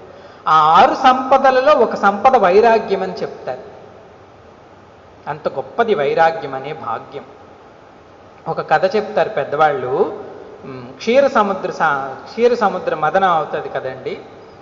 అన్నీ వచ్చాయి, డిఫరెంట్ ఆబ్జెక్ట్స్ వచ్చాయి, సిరులు, ఐరావతము, ఇవన్నీ వచ్చాయి, కల్పవృక్షం అని. అమ్మవారు కూడా వచ్చారు, శ్రీ మహాలక్ష్మి కూడా వచ్చారు. ఇంకా అందరికీ ఆశ పుట్టింది, ఇంకా సాక్షాత్తు లక్ష్మీదేవి వచ్చిందంటే అందరికీ కావాలి అమ్మగారు. దేవతలేమో మాకు ఇవ్వండి, మేము సామ్రాజ్యాన్ని పెంచుకుంటామంటే రాక్షసులు ఎవరు వస్తారు, రండి కొట్టైనా మేము తీసుకుంటామని వాళ్ళు. అప్పుడు పెద్దలందరూ ఒక నిర్ణయానికి వచ్చారు. అమ్మ సరే మమ్మల్ని వదిలేయండి, మీకు ఎవరు నచ్చితే మీరు వాళ్ళని పెళ్లి చేసుకోండి, మీరు వాళ్ళని వరించండి అంటారు లక్ష్మీదేవి. ఈమె అంటారు లక్ష్మీదేవి అండి, సరే అండి. దేవతలందరూ ఎటు, రాక్షసులందరూ, మహా అందగాళ్ళు, ధనవంతులు ఇటు ఉన్నారు, బలవంతులు ఇటు ఉన్నారు, అందరూ ఉన్నారు. దూరంగా ఒక వ్యక్తి పడుకొని ఉన్నాడు, చాలా దూరంగా. ఆమె వీళ్ళందరినీ ఒకరిని దాటుకొని అక్కడికి వెళ్తుంది. ఆయన హాయిగా పడుకొని ఉంటాడు. అక్కడ పడుకొని ఉంటే ఈమె ఆ మాల పట్టుకొని వెళ్ళి ఆయన మెడలో, ఆయన ఎవరో కాదు, శ్రీమన్నారాయణ, ఆయన మెడలో వేస్తారు. అంటే అందరూ అడుగుతారు, ఇంత మేము పోటీ పడుతుంటే మమ్మల్ని వదిలి ఆయన దగ్గరికి, నిన్ను పట్టించుకొని ఆయన దగ్గరికి ఎందుకు వెళ్ళావంటే ఆమె ఈ సమాధానం చెప్తుంది. గుర్తుపెట్టుకోండి, లక్ష్మి ఎప్పుడూ వైరాగ్యతనే ఇష్టపడుతుంది. మనం అనుకుంటాం డంబం చేస్తే లక్ష్మి వస్తుందేమో, డంబం చేస్తే రాదు. గౌరవించాలా, ఆ పదార్థం మీద మనకున్న రిలేషన్ బట్టే లక్ష్మి మనకి వరుస్తుంది. వైరాగ్యం ఎక్కడుంటుందో శ్రీ మహాలక్ష్మి అక్కడ ఉంటుందని చెప్తారండి. సో ఈ కన్ఫ్యూజన్ అంతా ఉంది, నాకు దానికి క్లారిటీ కావాలి అని అడుగుతాడు లక్ష్మణుడు. జ్ఞానానికి క్లారిటీ చూడండి ఎంత డీప్గా అడుగున్నాడు. వైరాగ్యానికి కూడా జననాడి నాకు వద్దు, జనం ఏమనుకుంటున్నారో అలాగ కాదు, మీరు చెప్పండి, మీకు తెలుసు కాబట్టి. ఎందుకంటే అది భగవంతుడి సిరి. వైరాగ్యం అనేది మనం ఏదో ఒక కంక్లూషన్కి వచ్చి అప్పుడు చాలా వైరాగ్యరా ఇతను అంటాం. ఇవేవి చెల్లవు. స్వామి దానికి అథెంటిక్గా చెప్పాలి ఏది అని. 2. మూడవది, భక్తి అంటే ఏంటో చెప్పండి. భక్తికి కూడా సహజంగా కన్ఫ్యూజన్ ఉంటుంది. భక్తికి కన్ఫ్యూజన్ ఉండడంలో తప్పేమీ లేదు. మనమేమనుకుంటామంటే భక్తి అంటే బాగా విభూతి పెట్టుకోవాలని, కొందరు 3 నామాలు పెట్టుకోవాలని, కొందరు మాలలు వేసుకోవాలి. ఇదంతా మనకు ఒక ట్రెడిషన్, ఒక సాంప్రదాయం ఉంది. దేవుడి గుడికి ప్రతిరోజు వెళ్ళామంటే మంచి భక్తుడేమో అనుకుంటాం. లేదు అంటే కొంతమంది ఏమనుకుంటారంటే భావ ఆవేశం. భక్తి అంటే ఒక భావ ఆవేశం అనుకుంటారన్నమాట. ఒక ఉద్రేకం కలిగింది భగవంతుడి మీద, ఒక హృదయం పొంగిపోయింది, అదే నా భక్తి అని. నాకు అది క్లారిటీ కావాలి అని చెప్తాడు స్వామి. భక్తి మీద మరొక కన్ఫ్యూజన్ ఉందండి. ఇదంతా ఇప్పుడు మనం సామాన్యులం అనుకున్నాం. భక్తి మీద గొప్ప వాళ్ళు కూడా కొంచెం కన్ఫ్యూజ్ అవుతారండి. గొప్ప వాళ్ళు ఏమనుకుంటారో తెలుసండి, భక్తి అనేది రేషనల్గా ఎవరైతే ఆలోచించలేరో వాళ్ళ మార్గం అంటారు. అందుకే కొంతమంది ఏమంటారంటే భక్తి మార్గం చాలా చిన్నది, జ్ఞాన మార్గం చాలా పెద్దది అని చెప్తారు. ఎందుకంటే జ్ఞాని బుద్ధిని ఉపయోగిస్తాడు కాబట్టి అది గొప్ప మార్గం. ఈ భక్తుడు ఎమోషనల్గా ఎప్పుడు ఏడుస్తూ ఏదొచ్చినా దేవుడా దేవుడా అని ఏడుస్తాడు, వీడు చిన్నవాడు. అది కూడా కన్ఫ్యూషనే. నాకు స్పష్టత కావాలి, భక్తి అన్నా ఏంటో మీరు చెప్పండి. తరువాత మాయ. మాయ కూడా కన్ఫ్యూషనే. అంటే మామూలు మన ట్రెండ్. స్వామివారి దీనికి కామెంటరీ రాస్తూ బ్యూటిఫుల్గా రాస్తారు, చాలా బాగా రాస్తారు ఆయన. ఆయన అన్నారు, మాయ అంటే మనమేమనుకుంటామటంటే, మాయ అంటే మనం ఉపయోగిస్తాం కూడా ఆ పదం. ఎవరైనా పెళ్లి చేసుకున్నారనుకోండి, పెళ్లి చేసుకుంటే మనం ఏమంటాం, అరే వీడు సంసారంలో పడిపోయాడురా, ఇంక వీడికి ఉన్నత లేదు, వీడు పనికిరాడు దేవ మార్గానికి. మనం ఉపయోగిస్తాం, వీడు సంసారి అయిపోయాడు, సంసారికి ఏదో దేవుడు పనికిరానట్టు, సన్యాసికి దేవుడు కంప్లీట్ పేటెంట్ ఇచ్చినట్టు అనుకుంటాం. వీడు మాయలో పడిపోయాడు రా. ఇంకా కొంతమంది ఏమనుకుంటారంటే, మాయ అనేది గొప్ప శక్తి అండి, ఎవరికి కనిపించదు, ఆమె ఎక్కడి నుంచి ఎక్కడికి ఎవరిని ఏం చేసేస్తుందో తెలియదు. డిఫరెంట్ కామెంట్స్ డిఫరెంట్ పీపుల్ మాయ మీద ఇచ్చింది. నాకు క్లారిటీ కావాలి. ఆఖరి ప్రశ్న ఏంటంటే, స్వామి ఈశ్వరుడికి జీవుడికి ఉన్న భేదం ఏంటి? ఎవరు ఈశ్వరుడు, ఎవరు జీవుడు? ఈ సమస్య ఎందుకు వచ్చిందండి అంటే ఇప్పుడు కొంచెం మనకి స్పిరిచువల్ టచ్ ఉంది కాబట్టి మనం భగవంతుడిని ఒప్పుకుంటాం. అంటే సహజంగానే మన మనస్సు దేవుడు అనేవాడు ఒకడు ఉన్నాడు, ఏదో వేరు వేరు వ్యక్తులకు వేరు వేరు భావం ఉండొచ్చుగాక, కానీ భగవంతుడు అంటూ ఒకటి ఉంది అని మనం ఒప్పుకుంటాం. కానీ చాలామంది ఏమంటారు తెలుసండి, మా మెటీరియలిస్టిక్గా ఆలోచించిన వాళ్ళు, దేవుడు అనే కాన్సెప్ట్ని నరుడే సృష్టించి పెట్టాడు పైన అంటారు. ఎక్కడుంటాడండి అలాగే, అసలు అది అవకాశం ఉందా అలాగ ఉండడానికి అంటారు. ఎవరో కాదు, మన పిల్లలే అడుగుతారు. ఎందుకంటే కొత్తగా చదువుకుంటున్న కొత్త థింకింగ్ స్టైల్కి అలవాటు పడ్డారు కాబట్టి పూర్వం నుంచి వచ్చిన సాంప్రదాయం వాళ్ళకి నచ్చకపోవచ్చు. వైకుంఠంలో నారాయణుడు ఉంటాడురా, కైలాసంలో శివుడు ఉంటాడు, బ్రహ్మలోకంలో బ్రహ్మ ఉంటాడు, అమ్మవారు ఉంటారు, ఇదంతా అంటే వాళ్ళే ఇదంతా ట్రాష్ అంటారు, ఇదంతా అబద్ధం, కథలు ఇవన్నీ, ఇందులో ఏం లేదు. మనమే సృష్టించాం అలాగా. మనందరికీ భయం ఉండాలి కాబట్టి, ఒక డిసిప్లిన్ ఉండాలి కాబట్టి ఒకరిని ప్రొజెక్ట్ చేసేసాము కొంతమంది. కొంతమంది ఏమంటారు, నరలోకంలో కూడా కొంతమంది ఏమంటారు, నేను దేవుడిని అని చెప్పుకోండి. కొంతమంది అలా చెప్పుకొని తార్కాణాలు కూడా నేనే దేవుడిని అని చెప్పు. ఇవరు ఇంకా సాంప్రదాయంగా మరికొన్ని ఉన్నాయంటే స్వామివారు చెప్తారు. కొంతమంది పాజిటివ్గా మనం ఆలోచిస్తే, కొంతమంది నరులంటే జీవులే, భగవంతుడు ఉండే స్టాండర్డ్స్లో లైఫ్ని లీడ్ చేసిన వాళ్ళు ఉన్నారు. నరులే అయినప్పటికీ దైవ సమానంగా ఉన్నారు. శ్రీరామచంద్రుడు అంతా చెప్తారు కదా, నర రూపంలో కనిపించే భగవంతుడు ఆయన. అలాగే ఎంతోమంది రామకృష్ణ పరమహంస లాంటి మహాత్ములు కానీ, తపోవన్ మహారాజు లాంటి మహాత్ములు కానీ, వాళ్ళ పుట్టుకకి నరజన్మ అయినప్పటికీ కూడా వాళ్ళ జీవన విధానము, వాళ్ళ స్టాండర్డ్స్ అన్నీ గాడ్లీ స్టాండర్డ్స్. వాళ్ళు ఎలా చేరుకోగలిగారు కదండి? ఆ సమస్య అడగడంలో తప్పేం లేదు. వాళ్ళు ఎలా చేరుకోగలిగారు? అసలు ఏంటి రెండిటికి మధ్య ఉన్న కనెక్షన్ ఏంటి? జీవుడికి దేవుడికి ఉన్న కనెక్షన్ ఏంటి? నాకు ఈ 5 ప్రశ్నలకి సమాధానం కావాలి. అది కూడా ఎలాగా? క్లియర్గా నాకు అర్థమైనట్టు చెప్పండి అని అడిగారు. అయితే 5 ప్రశ్నలకి సమాధానం చెప్పారనుకోండి, ఏమి ఆశించి అడుగుతున్నావు? ప్రతి వేదాంతంలో కూడా చెప్తారు, ఎందుకండి జ్ఞానం అన్వేషణ చెయ్యాలి అంటే, వేరే వేదాంత టెక్స్ట్ ఏదైనా వచ్చినప్పుడు డీటెయిల్గా మనం చెప్పుకోవచ్చు, కానీ ఎందుకు, పర్పస్ ఏంటి? ఆధ్యాత్మిక మార్గంలో ప్రయాణిస్తే ఉపయోగం ఏంటి అంటే, లక్ష్మణుడు ఇక్కడ సింపుల్గా చెప్తున్నాడంటే, ఒకటి ఏంటంటే భగవత్ చరణ రతి కలుగుతుంది. ఎప్పుడైనా సరే నా అంతఃకరణ పరిశుద్ధంగా ఉండి నా ఇంటలెక్ట్ క్లారిటీగా ఉంటే భగవంతుడి మీద మనకు ఎల్లప్పుడూ అనురాగం కలుగుతుంది. అది నిర్గుణ నిరాకారమైన బ్రహ్మ అయినా కావచ్చు, సగుణ సాకారమైన ఒక మూర్తి అయినా కావచ్చు. వాళ్ళ గొప్పతనము మనకు క్లియర్గా తెలిసింది అంటే మనకు మరింత ప్రేమ కలుగుతుంది. ఎవరి మీదైనా అంతే. ఒక గొప్ప వస్తువు ఉందనుకోండి, అది గొప్ప వస్తువు అని తెలిసింది అంటే దానిపైన మనకు ప్రేమ కలగడం సహజం. ఇది ఒక లాభం. రెండవ లాభం ఏంటి చెప్తున్నాడు స్వామి, శోక మోహ భ్రమ జాయి.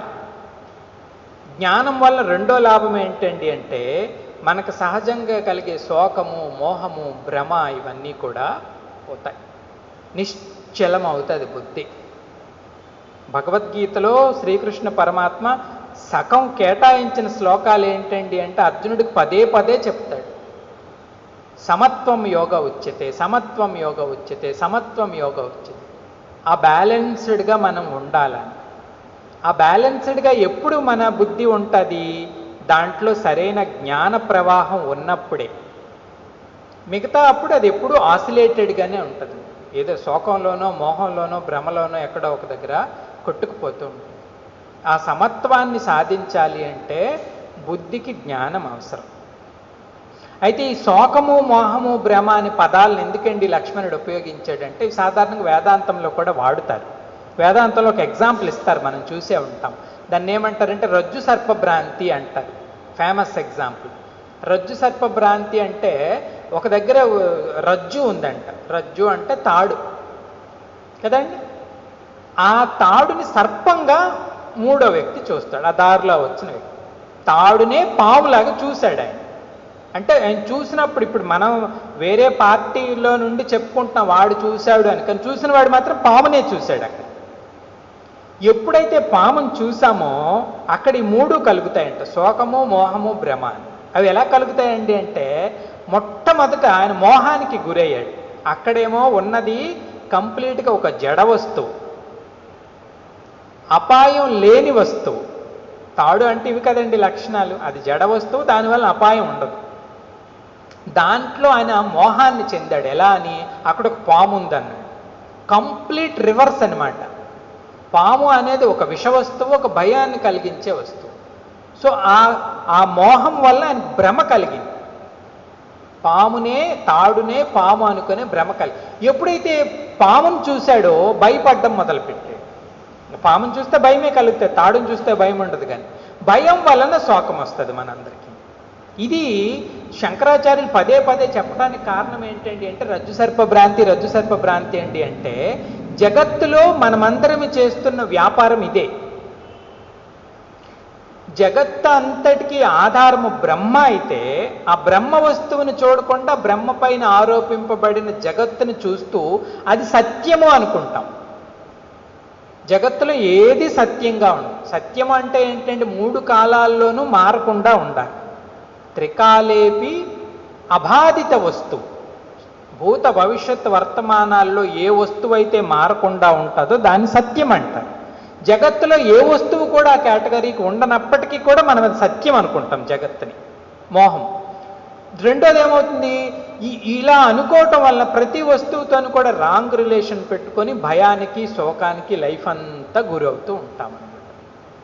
సో అది పోవాలి అంటే ఆ నిజానికి ఈ జగత్తుకి ఆధారంగా ఉన్నటువంటి ఆ బ్రహ్మతత్వాన్ని చూడాలి.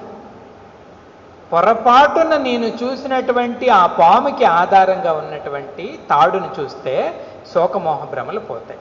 కాబట్టి నాకు లాభం ఇది, నేను అడిగే ప్రశ్నలు అవి, నాకు సమాధానం దయచేసి చెప్పండి అని శ్రీరామచంద్రుడికి లక్ష్మణుడు అడుగుతారు. ఇప్పుడు స్వామివారు ఏం సమాధానం చెప్పారో తరువాతి చౌపాయిలో చూద్దాం. తరువాతి చౌపాయి थोरे ही महा सब कहु बुझाई, सुनहु तात मति मन चित लाई। मैं और मोर तोरु ते माया, जेहि बस कीने जीवन काया। गो गोचर जह लगी मन जाई, सो सब माया जाने हु भाई। तेहि कर भेद सुनहु तुम सोऊ, అవిద్యా అపర అవిద్యాదో ఏకదుష్ట అతిశయ దుఃఖ రూపా జాబస జీవ పరాభవకూపా ఏకరచయి జగ గుణ బస జాకే ప్రభు ప్రేరిత నహి నిజ బలతాకే ప్రభు ప్రేరిత నహి నిజ బలతాకే. ఇక్కడికి ఒక ప్రశ్నకు సమాధానం చెప్తారనమాట స్వామి. ఎలాబొరేటెడ్గా స్వామి చెప్పిన సమాధానం ఇదే ఏం చెప్పారో స్వామి చూద్దాం. శ్రీరామచంద్రుడు లక్ష్మణుడికి సమాధానం చెప్పడం జరిగిందనమాట. ఇక్కడ స్వామి మొట్టమొదటి ఉపయోగిస్తున్నారు ఏంటంటే తోరహి మహాసభ కహవు బుఝాయి. హే లక్ష్మణ, నువ్వు 5 ప్రశ్నలు అడిగావు కదా, వీటికి నేను క్లుప్తంగా సమాధానం చెప్తాను అంటాడు. నట్షల్ అంటే చిన్న సమాధానం. ఎందుకంటే క్లుప్తంగా చెప్పాల్సిన అవసరం ఏమొచ్చిందండి అంటే మొదటే మనం చూసుకున్నాం, లక్ష్మణుడు ఉత్తమ కేటగిరీకి చెందిన విద్యార్థి. ఉత్తముడికి ఒక మాట చాలు, అబ్బాయి ఇదిరా అంటే అది ఇంకా చేసుకొని వెళ్ళిపోతాడు. మనకి 10 సార్లు చెప్తే కానీ అర్థం కాదు. అధికారితను బట్టే సమాధానం కూడా ఉంటుందన్నమాట. వేదాంతంలో కూడా చెప్తారు, ఉత్తమమైన విద్యార్థికి మొట్టమొదటి క్లాసులోనే నువ్వు బ్రహ్మస్వరూపం రా అంటే వాడికి అర్థమైపోయి వెళ్ళిపోతాడు. ఇంక అంతకన్నా ఉత్తముడు ఇంకొక విద్యార్థి ఉంటాడంట. వాడికి అర్థం అవ్వకపోయినా మా గురువుగారు నన్ను పరబ్రహ్మ స్వరూపం అన్నారు కాబట్టి అది సత్యము, నేను బ్రహ్మనే అని నిలబెడతాడంట వాడు, విచారణ కూడా చేయకుండా. అంటే శ్రద్ధ ఎంత బలంగా ఉంటే వాక్యానికి అంత గురి కొడుతుంది. అందుకే స్వామి ఇక్కడ చెప్తున్నాడు, నేను సూక్ష్మంగా క్లుప్తంగా నువ్వు అడిగిన ప్రశ్నలకి సమాధానం చెప్తాను, మీరు వినాలి అన్నాడు. వినాలి అంటే ఒక సంబోధన చేస్తాడు స్వామి. సునహు తాత అంటాడు లక్ష్మణుడిని తాత అని భగవద్గీతలో కూడా శ్రీకృష్ణ పరమాత్మ అర్జునుడిని ఒక దగ్గర హే తాత అని సంబోధిస్తాడు. హే తాత అంటే హే పుత్ర అని అర్థం. చూడండి, ఈ రెండును శిష్యుడు గురువుని చూసినప్పుడు ఆయన సాక్షాత్తు భగవంతుడని చూశాడు. మనం ఆయనకి ఎంత మర్యాద ఇవ్వాలో, ఆయనకి ఎంత గౌరవం ఇవ్వాలో, ఆయనతో ఎలా నడుచుకోవాలో మనం అట్లాగే ఉండాలి. భగవంతుడి దగ్గర ఎలా ఉంటామో సద్గురువు దగ్గర అలా ఉంటాం. మన వంతు పార్టీ. మరి గురువు మనల్ని ఎలా చూస్తాడండి? గురువు మనల్ని వాత్సల్య భావంతో చూస్తాడనమాట. అంటే తన తాలూకు సొంత కొడుకు కూర్చుంటే ఎలా ప్రీతి ఉంటుందో అంతే ప్రీతితో శిష్యుడికి బోధన చేస్తాడు. అందుకే స్వామి మొట్టమొదటి వాక్యంలోనే లక్ష్మణ్ణి హే తాత అని సంబోధిస్తాడు, హే పుత్ర అని సంబోధిస్తూ నువ్వు విను. సునహు అంటే విను అన్నాడు.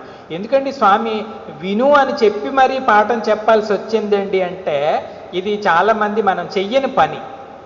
కూర్చుంటాం సత్సంగంలో, విన్నట్టే ఉంటాం కానీ వినము అంటారు పెద్దలు. తేజోమయానంద్ గారు 3 కేటగిరీల్లోకి చెప్తుంటారు సరదాగా. వినేవాళ్ళు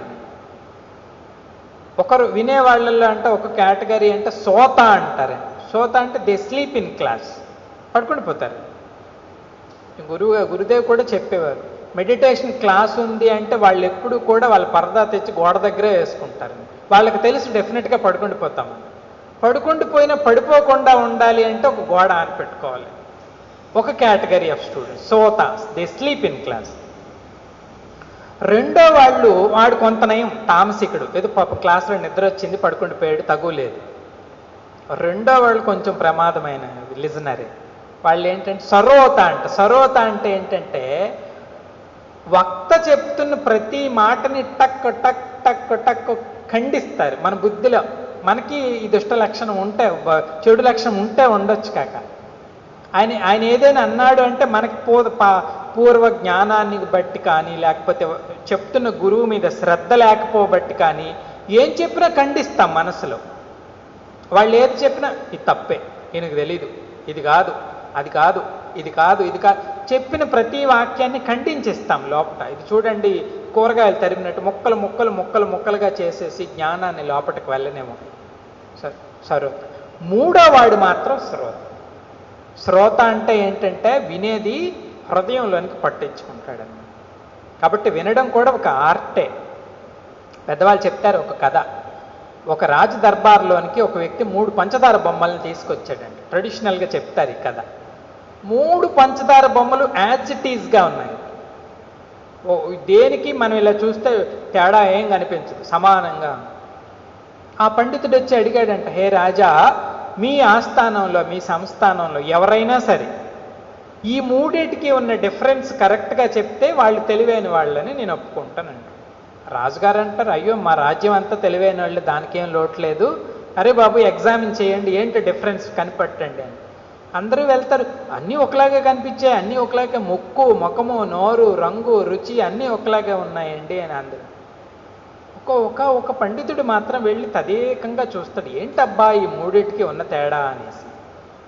చూస్తే అంట 3 బొమ్మలకి ఒక బొమ్మకి ఈ చెవి నుంచి ఈ చెవికి సన్న ద్వారం ఉందండి. అంటే ఈ చెవి నుంచి ఈ చెవిలోని వరకు సన్న ద్వారం లోపల వెంటిలేషన్, క్రాస్ వెంటిలేషన్ ఒక బొమ్మ.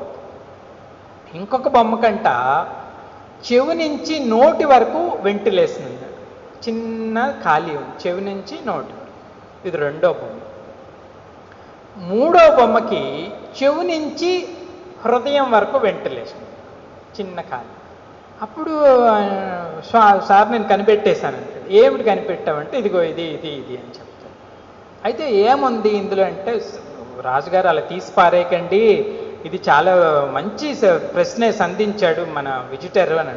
ఏంటయ్యా మంచి ప్రశ్న అంటే, ఎవరైనా మహాత్ముల తాలూకా సత్సంగం చేసినప్పుడు కొందరు ఈ బొమ్మ కేటగిరీలోనికి వస్తారు. ఇలా వినటం, ఇలా విడిచిపెట్టేయడం, క్రాస్ వెంటిలేషన్గా పోయింది, అక్కడే వదిలేశారు. వదిలేసి ఎలా మనిషి వచ్చాడో అలాగే వెళ్ళిపోయాడు బయట. ఇది ఒక కేటగిరీ. రెండో కేటగిరీ ఇతని కన్నా కొంచెం నయం. ఏంటండి ఆ నయం అంటే, వినినిది చెప్పిన వరకు దాచుకోగలడు బుద్ధిలో. ఏదైతే విన్నాడో ఇంకొకరు చెప్పే వరకు దాచుకుంటాడు. ఇది రెండో కేటగిరీ. అది కొంత నయం ఆ బొమ్మ. కానీ ఈ మూడో బొమ్మ ఉందే, దీన్ని ఎంత ఖరీదు పెట్టి కొన్నా సరే దానికి విలువ కట్టలేము. ఏమబ్బాయి అంటే, ఆయన విన్నది మొత్తం హృదయస్థం చేసుకున్నాడు, హృదయంలో జాగ్రత్తగా. ఇంకా ఆయనది అయిపోయింది ఆ జ్ఞానం, ఆయనలో కలుపుకున్నాడు అనమాట. కాబట్టి ఆయన ఉత్తమమైన శ్రోత కింద లెక్క. మనం విన్నప్పుడు కూడా ఇలా ప్రిపేర్ అయ్యి రావాలండి. యథావత్ జ్ఞానాన్ని సంపాదించాలి. యథావత్ జ్ఞానం అంటే ఆయన ఏం చెప్తున్నాడో ఆ చెప్పిన దాన్ని యాజ్ ఇట్ ఈజ్గా మనం స్వీకరించగలగాలి. యథావత్ జ్ఞానం అంటారు. ఆయన ఉత్తమమైన అధికారి కింద లెక్క అన్నమాట. కాబట్టి లక్ష్మణుడికి స్వామి అది చెప్తున్నాడు, హే లక్ష్మణ నువ్వు విను. ఎలా వినాలంట, మతి మన చిత్తలాయి. నీ యొక్క మతి, నీ యొక్క మనస్సు, నీ యొక్క చిత్తాన్ని ఒక దగ్గర పెట్టి శ్రవణం చెయ్యు అన్నాడు అనమాట. శ్రవణ అభ్యాసం ఎలా ఉండాలండి అంటే ఈ రకంగా ఉండాలి అని చెప్తారు. మన యొక్క మనస్సు, మన తాలూకా బుద్ధి, మతి అంటే బుద్ధి, మన యొక్క చిత్తము అక్కడే ప్రజెంట్ చేయాలి. దీనికి స్వామివారు ఎంత బ్యూటిఫుల్గా కామెంటరీ రాశారండి అంటే, ఏంటండి మనస్సును పెట్టడం అంటే ఏంటి, బుద్ధిని పెట్టడం అంటే ఏంటి, చిత్తాన్ని పెట్టడం అంటే ఏంటో జాగ్రత్తగా వినండి, గొప్ప లాభం ఉంటుంది మనకి. చూడండి, శ్రవణం అనే ప్రక్రియని మనం కర్ణేంద్రియం ద్వారా చేస్తాం, వింటాం. కానీ మన తాలూకా స్ట్రక్చర్లో, అంటే మన తాలూకా నిర్మాణంలో ఏ ఇంద్రియమైనా పని చేయాలి అంటే దానిని నడిపించేది దాని వెనకతల ఉన్న మనస్సు కదండి. ఒక్కొక్కసారి మనం అనుకుంటాము, ఎవరో ఏదో మాట్లాడారు అనుకోండి, నేను వినలేదురా అంటాం. అరే నీ ముందే చెప్పాడు కదరా, నువ్వేం వినలేదు అంటే, ఏటో నా మైండ్ అక్కడ లేదురా అంటాం కదండి. మన మైండ్ ఎక్కడుంటే మన ఇంద్రియం అక్కడ స్పష్టంగా పనిచేస్తుంది. అంటే మొట్టమొదట మనం వింటున్న క్లాస్కి లేదా మనం వింటున్న సబ్జెక్ట్కి మన మనస్సును తీసుకురావాలి. మైండ్ అంటే శ్రవణంలో కొంత భాగం మెచ్యూరిటీ వచ్చింది శ్రవణ సాధనలు. రెండోది స్వామి ఏమన్నారు, ఇంటలెక్ట్ కూడా తీసుకురమ్మన్నారు, బుద్ధిని. విన్న తర్వాత దానిపైన, అంటే వినే అంశం పైన మనం కొంత వ్యాపారం చెయ్యాలని. ఏంటంటే వినిన దానిని అండర్స్టాండ్ చేసుకోవాలి. వినడం వేరు, అర్థం చేసుకోవడం వేరు. అంతే కదండి. గంటన్నర మాట్లాడామంటే గంటన్నర మాటల్లో మనకు అర్థమైంది కొంచెమే ఉంటుంది. ఎందుకు అర్థం అవడం లేదండి అంటే బుద్ధిని ఉపయోగించాలన్నమాట. ఈ మాట అన్నారు అంటే ఎందుకు అన్నారు, ఏ టాపిక్కి సంబంధించి మాట్లాడుతున్నారు, ఇదంతా బుద్ధి తాలూకా వ్యాపారం. బుద్ధిని కూడా తీసుకురావాలి, అర్థం చేసుకోవాలి. రెండోది, బుద్ధిలో ఉండే మరొక గొప్ప లక్షణం ఏంటంటే వినిన దానిని రిఫ్లెక్ట్ చేస్తుంది బుద్ధి. చూడండి, ఆవు చూడండి, అది గడ్డి తినడానికి పంపించేసాం అనుకోండి, మొదట అది ఏం చూసుకోదు, కడుపు నిండిన వరకు తినేస్తుంది. తినేసిన తర్వాత దాన్ని మనం తీసుకొని వెళ్ళి పాకలో కట్టామనుకోండి, అప్పుడు ఆరాంగా కూర్చుకొని తిన్నదంతా బయటకు తెచ్చుకొని నెమరేసుకుంటుంది. నెమరేసుకొని మళ్ళీ సెకండ్ టైం తిని దాన్ని ఎక్కువ డైజెస్టివ్గా మార్చుకుంటుంది, బలాన్ని సంపాదించుకుంటుంది. దాన్నే రిఫ్లెక్షను అంటారు. రిఫ్లెక్షన్ అంటే వినిన సబ్జెక్ట్ పైన, వినిన వస్తువు పైన మనంతట మనం ప్రశ్నించుకుంటూ దాని మీద తర్కం చేసుకుంటూ దానిని అభివృద్ధి చేసుకోవాలి. అది కూడా బుద్ధి యొక్క లక్షణం. కాబట్టి ఆ ఫ్యాకల్టీ కూడా ఉపయోగించు అని చెప్తున్నాడు లక్ష్మణుడికి రాముడు. మనస్సును, బుద్ధిని. 2 అయ్యాయి కదండి.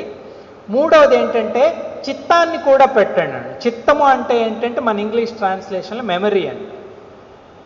దాన్ని ఉపయోగించాల్సిన పని ఏంటండి అంటే చిత్తానికి వేదాంత పరిభాషలో నిర్వచనం ఏమిస్తారంటే, ఎప్పుడో విన్నామనుకోండి ఏదో ఒకటి, ఎప్పుడో మన జీవితంలో ఏదో ఒక అంశం గురించి మనం తెలుసుకున్నాం, అది జ్ఞాన రూపంలో మనలో ఉంది, ఎక్కడో ఇంటర్నల్గా ఉంది. దానిని ఉపయోగించవలసిన సందర్భం వచ్చిందనుకోండి, ఏదో ఒక సందర్భం తరువాత జీవితంలో మనకు ఎదురుపడింది. ఆ సందర్భానికి మనకెక్కడో పూర్వ అభ్యాసం చేసిన జ్ఞానాన్ని ఇంప్లిమెంట్ చేయవలసిన అవసరం వచ్చింది. అప్పుడు కానీ అది స్పందించింది అంటే వాడి చిత్తం బాగున్నట్టు లెక్క. వాళ్ళని మేధావులు అంటే ఏంటంటే ఆ సందర్భంలో ఎక్కడో మనం తెలుసుకున్న జ్ఞానాన్ని ఉపయోగించైనా అది అక్కడ మనం ఉపయోగించి ఆ సమస్యకి పరిష్కారాన్ని చేస్తామన్నమాట.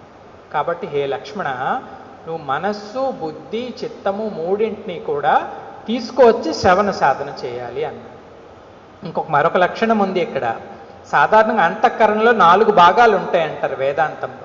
4 భాగాలు ఏంటండి అంటే మనస్సు, బుద్ధి, చిత్తము, అహంకారం అని ఒకటి ఉంటుంది. ఈ 4 కలిపి మన తాలూకా ఇంటర్నల్ ఫ్యాకల్టీ. ఇంటర్నల్ ఫ్యాకల్టీ అంటే మనలో ఉన్నటువంటి ఎక్విప్మెంట్. మనస్సు ఉంటుంది, బుద్ధి ఉంటుంది, చిత్తం ఉంటుంది, అహంకారం కూడా ఉంటుంది. స్వామి ఈ 3 చెప్పారు, 4వది కట్ చేశారు. చూడండి, శ్రవణ సాధనలో అహంకారానికి రోల్ లేదు, అది బయట పెట్టేయాలి. ఈ 3ని ఇన్వాల్వ్ చేస్తే పర్ఫెక్ట్గా నీ యొక్క శ్రవణం కంప్లీట్ అవుతుంది. చూడండి, ప్రతి తులసీదాస్ గారు ఉపయోగించిన ప్రతి పదం వెనకతలు ఇంత గంభీరత ఉందన్నమాట.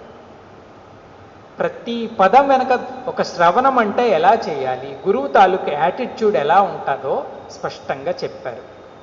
చెప్తూ ఇప్పుడు మొట్టమొదట శ్రీరామచంద్రుడు ఇచ్చిన సమాధానం ఏంటంటే 5 ప్రశ్నలు అడిగాడు కదండి. ఈశ్వరుడు అంటే ఏంటి, వైరాగ్యం అంటే ఏంటి, మాయా, భక్తి, ఈశ్వర జీవ భేదం.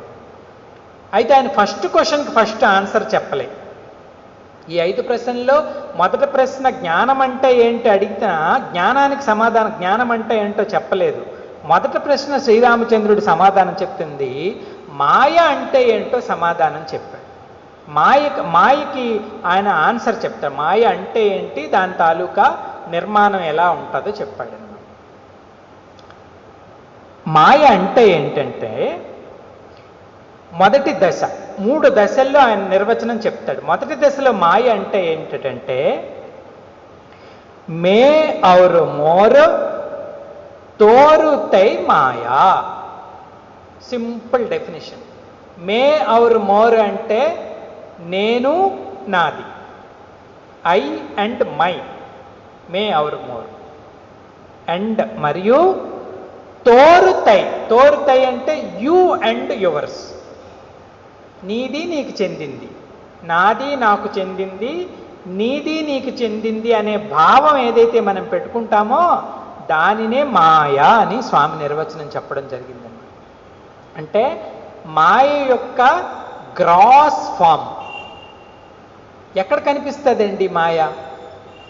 మాయ యొక్క స్థూలమైన ఆకారం ఏదండి అంటే మన వ్యవహారంలో ఈ నోషన్, ఈ భావన మన అందరిలోనూ ఉంటుంది. నేను నాది అని పెట్టుకుంటాము, నీది నీకు సంబంధించి, నాది నాకు సంబంధించి. ఈ డిఫరెన్షియేట్ చేసే ఈ భావాన్నే మాయా అని పరమాత్మ నిర్వచనం చెప్పడం జరిగింది అన్నమాట. ఇది ఎంత సైకలాజికల్గా మనలో ఉంటుందంటే, మన అంతఃకరణలో చిన్న పిల్లాడిని కూడా అడగండి, అరే ఈ బొమ్మ ఎవరిదిరా అంటే నాది అంటే, ఆ బొమ్మ ఎవరిదిరా అంటే మా అన్నది అంటే. కొంచెం మెచ్యూర్ అయ్యామనుకోండి, ఈ ఇల్లు ఎవరిది అంటే నాది, ఈ పొలం నాది, ఈ డబ్బు నాది, ఆ ఇల్లు మీది, ఆ ఇల్లు నీది, ఆ ఇల్లు ఆయనది అని చెప్తాను. అంటే ఈ వేరు చేసే ఈ భావం ఏదైతే మన వ్యవహారంలో ఉపయోగిస్తున్నామో, ఈ ఉపయోగిస్తున్న ఈ వ్యవహారికమైన భావానికి మూల రూట్ ఏంటండి అంటే ఈ మాయాశక్తి అని చెప్తారు. ఇది ఎలా పుట్టింది అసలు? దీనికి కారణం ఏంటి? దీన్ని మాయ అనడానికి ఆధారం ఏంటి? ఎందుకండి ఇది సహజంగా ఎక్కడా ఉన్న అందరి జీవితాల్లో కనిపిస్తున్న భావమే ఇది. అందరమే అలాగే అనుకుంటాం, ఇది నేను అనుకుంటాం, అది నువ్వు అనుకుంటాం. ఇది మాయ అనడానికి ఆధారం ఏంటి? మాయ అంటే ఏంటంటే లేని వస్తువుని చూడడము మాయ అని. ఇంత స్పష్టంగా కనిపిస్తున్న ఈ డిఫరెన్సెస్ ఏవైతే ఉన్నాయో, ఈ వ్యత్యాసాలు ఏవైతే ఉన్నాయో, ఇదంతా మాయ అనే కేటగిరీలోనికి మీరు ఎలా చేరుస్తున్నారు? దానికి ఆధారం ఏంటి? దానికి మహాత్ములు విశ్లేషణ చేస్తారన్నమాట. సో ఇక్కడ స్వామి ఏం చెప్పున్నాడు? నేను నాది. ఒకసారి నేను అనుకున్న వెంటనే నాది అనేది పుడుతుంది కదండి. ఇది మామూలుగా మనకు సహజంగా ఉన్న వ్యాపారం. నేను ఉన్నాను అంటే దాని పక్కనే నావి అని మనం చేరుస్తాం. చూడండి ఆ కనెక్టివిటీ జాగ్రత్తగా. నేను ఉంది అంటే నావి అనేవి వస్తాయి. నేను నా బట్టలు, నేను నా కుర్చీ, నేను నా బ్యాంక్ బ్యాలెన్స్, నేను నావి ఒక జోడి. ఎప్పుడైతే నేను నావి ఒక పక్కకు పెట్టుకున్నానో మిగతావన్నీ ఏమవుతాయండి? అవి నీవి, నీకు సంబంధించినవి అవుతాయి. ఇవి డిఫరెన్స్ ఉన్నాయి. కాబట్టి ఈ 4 భావాలకి, నేను నాది మీరు మీది అనుకుని ఈ అన్ని భావాలకి మెయిన్ లోకస్ ఏంటండి అంటే నేను అన్న భావన. అంతే కదండి. నేను ఒక ఇండివిజువల్గా నిలబడ్డానంటే దాని చుట్టూ ప్రపంచాన్ని నిర్మించుకుంటాను. నేను నాకుంది, నాకు దూరంగా మీరున్నారు, మీకు సంబంధించిన వేరు. సో వీటన్నిటికీ మూలంగా నేను అనే భావన ఉంది. ఇది మాయ అంటున్నాడు స్వామి. నేను నాది, నీది అన్నీ మాయ అంటున్నాడంటే ఈ నేను అనేది మాయ అన్నాడు. ఎలాగంటే మీరు ప్రూఫ్ చేస్తారు? ఈ నేను అనేది మాయా, ఒక మిత్, ఒక అసత్యం అని మీరు ఎలా ప్రూఫ్ చేస్తారండి అంటే, దీనికి మహాత్ములు చెప్తారు. మనకు 3 అవస్థలు ఉన్నాయంట. జాగృత అవస్థ, స్వప్నావస్థ, సుషుప్త అవస్థ. సుషుప్తి అవస్థ అంటే గాఢ నిద్ర అని, పడుకుండిపోతాం. ఒకవేళ ఈ నేను అనే భావమే సత్యము అనుకోండి. సత్యము అయితే మీ జీవితంలో మీరు ప్రతిరోజు ఎక్స్పీరియన్స్ చేస్తున్న ఆ సుషుప్తిలో ఈ నేను ఏది? వేదాంతంలో ప్రశ్న అడుగుతారు. సత్యమే అయితే 3 కాలాల్లోనూ ఉండాలన్నాం కదా. 3 కాలాల్లోనూ ఉండలేదు. ఇది సుషుప్తిలో ఎక్కడికి వెళ్ళిపోయింది. ఎవరో కాదు, నేను అనుకుంటున్న నేను ఎక్కడున్నానో సుషుప్తిలో నాకు తెలీదు. అంతే కదండి.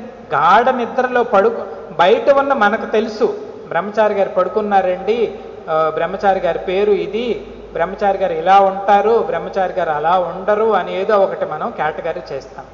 కానీ పడుకున్న బ్రహ్మచారికి ఇదేది తెలీదు. నేను ఎక్కడ పడుకున్నానో తెలీదు, నేను ఎవరినో తెలీదు, నా బ్యాంకులో డబ్బులు ఏమయ్యాయో తెలీదు, మా రూమ్లో ఎవరు తిరుగుతున్నారో తెలీదు, ఏమీ తెలీదు. ఎటు వెళ్ళిపోయాడు? నిజంగా ఈయన సత్యం, ఈ అనేది, ఈ నేను అనే భావన నిజంగా సత్యత్వాన్నే కలిగి ఉంటే ఒక పీరియడ్లో అది ఆబ్సెంట్ అవడానికి లేదు, కానీ అక్కడ అయిపోయింది. ఒక లక్షణం. 2, ఇది అయిపోయిన తర్వాత తెల్లవారు లెగిసిన తర్వాత మొట్టమొదట మనకు కలిగే వృత్తి ఏంటో ఆలోచించండి. అందరం మీ లైఫ్ గురించి ఆలోచిస్తున్నాం కాబట్టి, జీవితం గురించి ఆలోచిస్తున్నాం కాబట్టి రాత్రి పడుకొని తెల్లవారు లేసాం. తెల్లవారు లేవంగానే మొట్టమొదటి మనకు ఉదయించిన జ్ఞానం ఏంటో తెలుసండి, నేను అని అలర్ట్ అవుతాం. అది ఆ స్పందన మనకి మొట్టమొదటి వస్తుంది. అది రాలేదంటే మనం చచ్చిపోయినట్లే, అంతే కదండి. నేను అనే స్పందన, ఆ చైతన్య ఉనికి మనలో రాకపోతే, ఆ ఎరుక అనే ఉనికి మనలో రాకపోతే ఈజ్ ఎ డెడ్ బాడీ, మరణించినట్లే. కాబట్టి మొట్టమొదటి వృత్తి ఏంటి అంటే అంతఃకరణలో నేను అనేది ఫస్ట్. అది వచ్చిన తర్వాత మిగతా వృత్తులన్నీ దాని చుట్టూ విజృంభిస్తాయి అన్నమాట. నేను ఆఫీస్కి వెళ్ళాలి, నేను అక్కడికి వెళ్ళాలి, నేను మార్కెట్కి వెళ్ళాలి, నేను స్నానం చేయాలి, నేను బ్రష్ చేయాలి, మిగతా అవన్నీ నేను ప్లస్ అవన్నీ కదండి. నేను ఆఫీస్కి వెళ్ళాలి, నేను మార్కెట్కి వెళ్ళాలి, నేను స్నానం చేయాలి, నాకు ఈరోజు ఈ పని ఉంది, నాకు ఈరోజు ఆ పని లేదు. ఈ వ్యాపారం అంతా కూడా ఆ వృత్తితోనే, ఆ నేను అనే వృత్తితోనే తిరుగుతుంది. కానీ ఇది కొంతసేపు ఉంటుంది, కొంతసేపు ఉండలేదు. కాబట్టి నేను అనేదానికి సత్యబుద్ధి లేదు అంటారు, అది మాయా వస్తువు అన్నారు. ఇంకా రెండోది, ఈ నేను అనేది సాధారణంగా మనం దేనికి ఆపాదిస్తున్నామో తెలుసుకోవాలి. మామూలుగా మనం అనేస్తాం నేను నేను నేను నేను నేను నేను నేను అని. నేను అనే భావన మనలో ఎక్కడ పెట్టుకున్నామో చూడాలి. ఎక్కడ పెట్టుకుంటామటంటే అది మన అందరికీ ఉన్న జ్ఞానం ఏంటంటే, నేను శరీరము అనేది మనకున్న నిత్య జ్ఞానం. మన వ్యవహారంలో జీవుడిగా మాయలో మనం ఉన్నాము అంటే, అజ్ఞానంలో మనం ఉన్నామంటే, శరీరం నేను అనేది మనకి స్పష్టంగా ఎల్లప్పుడూ ప్రకాశిస్తున్న జ్ఞానం. అది కూడా అసత్యమే అంటారు పెద్దవాళ్ళు. ఆదిశంకరాచార్యులు వివేక చూడమనిలో ఎలాబరేటెడ్గా రాస్తారు, చాలా శ్లోకాలు, చాలా వెర్సెస్. నేనెందుకు శరీరం కాదు, నేనెందుకు శరీరం కాదు అనేది ఆయన విశ్లేషిస్తాడు. పెద్దలు చెప్తారు, ఎందుకు కాదో చూద్దాం. నేను శరీరం ఎందుకు కాదో కొంచెం విచారణ చేయాలి. శరీరము పంచభూతాలతో తయారైంది అని చెప్తారు. ఆకాశం, వాయువు, అగ్ని, జలం, పృథ్వీ. ఈ 5 మూలకాలతోనే, మన శరీరమే కాదు అన్ని శరీరాలు దానితోనే తయారై, పంచభూతాలతో తయారై. అందుకే మనలో స్పేస్ ఉంటుంది, తర్వాత వాయువు ఉంటుంది, ఫైర్ వేడి ఉంటుంది, జలం ఉంటుంది, పృథివీ కూడా ఉంటుంది. పృథివీ అంటే మాంసమధ్య ఇత్యాది. ఇప్పుడు చెప్పండి అని అడుగుతారు పెద్దవాళ్ళు, నువ్వు బ్రతుకున్న ఈ 100 ఏళ్ల కాలంలో ఏ రోజైనా, ఏ క్షణమైనా నేను జలము అనే భావన నీకు కలిగిందా? జలం దీని చుట్టూ నీరు ఉండొచ్చు, మన శరీరం నిండా కూడా రక్త రూపంలో నీరు ఉండొచ్చు, నీటి రూపంలో నీరు ఉండొచ్చు. కానీ ఏనాడు మనకి ఆ జ్ఞానం రాలేదు. అది దీని నిండా ఉన్నప్పటికీ కూడా. అలాగే దీంట్లో అగ్ని ఉంది, అగ్నిధాతు ఉంది కదండి. అగ్నిధాతు ఉండబట్టే శరీరం వ్యాపారం నడుస్తుంది. కానీ మనకెప్పుడు కూడా మన బుద్ధిలో నేను అగ్నిధాతువుని అనే జ్ఞానం లేదు. పంచభూతాలలో ఏది నేను అనే జ్ఞానం మనకి లేదు. అయినప్పటికీ కూడా పంచభూతాలు దాటి ఏ ధాతువు కూడా దీంట్లో లేదు. అయినప్పుడు మీరు శరీరం ఎలా అవుతారు అని ప్రశ్నిస్తాడు శంకరాచార్య. నువ్వు శరీరం ఎలా అవుతావు? ఇంకొక టెక్స్ట్ బుక్లో స్వామి చెప్తాడు, అత్యంత మలిన వస్తువు శరీరం, అత్యంత పావన వస్తువు చైతన్యం, ఈ రెండింటికి జోడి ఎలా కుదురుతుంది అని ప్రశ్నిస్తాడు ఆయన. అత్యంత మలిన వస్తువు శరీరం అంటాడు. ఒక 2 రోజులు స్నానం చేయటం మానేయండి, తన దుర్గంధాన్ని అది చూపిస్తుంది. ఎప్పటికప్పుడు దానికి శుభ్రం చేయాలి, భోజనం పెట్టాలి, బట్ట కట్టాలి, దాన్ని నీట్గా ఉంచి ప్రజెంట్ చేస్తేనే రెండో వ్యక్తి దాని దగ్గరికి రాగలుగుతాడు. మొక్కల దగ్గరికి మనం వెళ్ళిపోగలం, జంతువుల దగ్గరికి మనం వెళ్ళిపోగలం. అవి ఎలా పుట్టాయి అలా వదిలేసినా వాటికి ఏమీ ప్రాబ్లం లేదు. కానీ నరదేహం దగ్గరికి వచ్చినప్పుడు మాత్రం దానికి ఎప్పటికప్పుడు మనం బ్యూటిఫై చేస్తూనే ఉండాలి. అర్థమైందా? ఇది అత్యంత మలిన వస్తువు, చైతన్యమేమో అత్యంత పవిత్ర వస్తువు. ఈ రెండింటికి జోడీ ఎలా కుదురుతుంది అని అడుగుతారు శంకరాచార్యులు. కాబట్టి రెండోది ఏంటి అంటే, పంచభూతాలతో తయారైన శరీరం నువ్వు కాదు. అయినప్పటికీ కూడా మన వ్యవహారంలో 24 గంటలు నేను శరీరం అనే భావంతోనే ఉంటున్నాం. కాబట్టి నేను అని నువ్వు ఇప్పుడు అనుకుంటున్న జ్ఞానం మాయ, అసత్యం. అది అసత్యం. రెండోది, ఇంకా దీని గురించి చాలా వర్ణిస్తారు అందులో. ఆయన చాలా సప్త ధాతువులు ఉంటాయంటారు శరీరంలో. మాంసము, మజ్జ, ఎముకలు, రక్తము, చర్మము, అంటే 7 రకాలైన ధాతువులతో నిర్మింపబడింది. 7 రకాలైన ధాతువుల్లో ఏ ధాతువు మనం కాదు. మనం ఎముకలుగా కాదు, రక్తం కాదు, అవన్నీ మారుతూ ఉంటాయి. వాటి సర్కిల్ని అవి చేస్తూ ఉంటాయి, కానీ మనకెప్పుడు ఆ భావం కలగలే. కాబట్టే నేను నేను నేను అనుకుంటున్న ఈ భావన ఏదైతే ఉందో అది వృత్తి రూపంలో, అహంకార రూపంలో మనకు అనుకుంటున్న ఈ అనే నోషన్, కానీ శరీరంతో తాదాత్మ్యం చెంది నేను శరీరం అనుకున్న ఈ నేను అనే భావన ఒక అసత్యమైన కల్పన, మనలో మనం చేసుకునే ఒక అజ్ఞానమైన వృత్తి. ఇది మాయకి ప్రధానమైన బీజం. ఒక్కసారి శరీరం నేను అనుకున్నాను అంటే ఆ పక్కనే నేను నాది అనేదాన్ని కేటగిరీ చేస్తాను. ఈ శరీరానికి సంబంధించినవి నావి అంటాను, శరీరానికి సంబంధించినవి నావి కాదు అంటాను. ఈ కళ్ళద్దం ఉందనుకోండి, కళ్ళజోడ ఉంది, ఇది నాది అంటాను. ఎందుకు? ఇది నా శరీరానికి నేను వాడుకుంటాను. ఈ బట్టలు నావి అంటాను. అంటే అక్కడి నుంచి చూడండి మాయ ఎలా ప్రారంభిస్తుంది. ఈ డబ్బు నాది అని, ఎందుకంటే నేను సంపాదించుకున్నాను. ఈ ఇల్లు నాది అని చెప్పాను. నేను తర్వాత పుట్టేది రెండో దశ, మాయది నాది. నాది పుట్టిన తర్వాత ఏమవుతుంది? ఈ రెండు కాకుండా బయట ఉన్న వాళ్ళందరినీ బయటకు నెట్టేస్తామని. వాళ్ళ కష్ట సుఖాల్లో పాలు పంచుకోము, వాళ్ళ బాధ వాళ్ళు పడడమే, నా బాధ నేను పడడమే అంటే ఇది మాయ యొక్క పెరుగుదల. ఇంక అక్కడితో ఆగిపోలేదండి. అక్కడ ఇదంతా కొంత విధమైన సాత్వికమైన వ్యాపారం. మాయ అయినప్పటికీ కూడా దీంట్లో తగువులు గొడవలు లేవు. ఎప్పుడైతే నేను నాది నీది నీది అనుకున్నామో ఇంకా అక్కడి నుంచి లైక్స్ డిస్లైక్స్ మొదలు పెడతాయి. ఇష్టాలు అయిష్టాలు, అంటే మనస్సు తాలూకా వ్యాపారం పెరుగుతుంది అనమాట. మనస్సు విజృంభణ, మనస్సు బహిర్ముఖం కావటం పెరుగుతుంది. వాళ్ళ ఇల్లు చాలా బాగుందండి, మా ఇల్లు చిన్న ఇల్లు, అయితే ఏం చేస్తాం, ఇది కొట్టేసి నేను కొత్త ఇల్లు కడతాను.